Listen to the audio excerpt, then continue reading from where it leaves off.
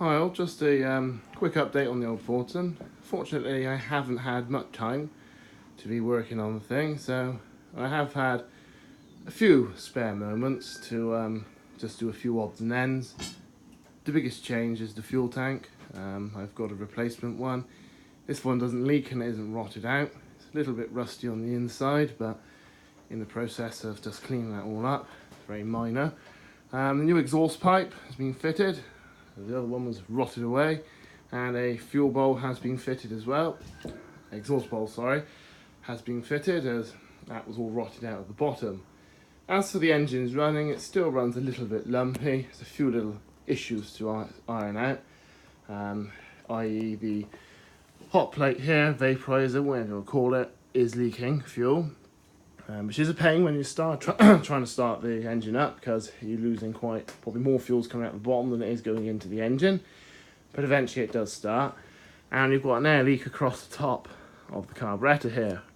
You can see it bubbling the fuel in the air, so of course that's not going to help the mixtures when the engine's running and trying to start the engine up. The actual tractor itself is still very much the same. Again, the back tyres are the next to do, leaking valves on them. Everything else is more or less ready to go. Of course, the front half of the tractor, very much incomplete. The wheel bearings are all there, and I think I've shown you in the video with the wheels on.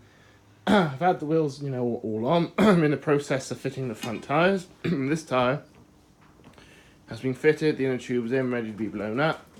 But the other wheel has been fitted, the other tyre has been fitted.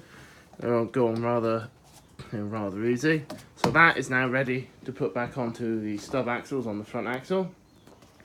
And hopefully, once we get that fuel tank cleaned out and it running a little bit better, and all the back tyres holding air and the front tyres holding air, we should then be able to see if the tractor can move under its own power.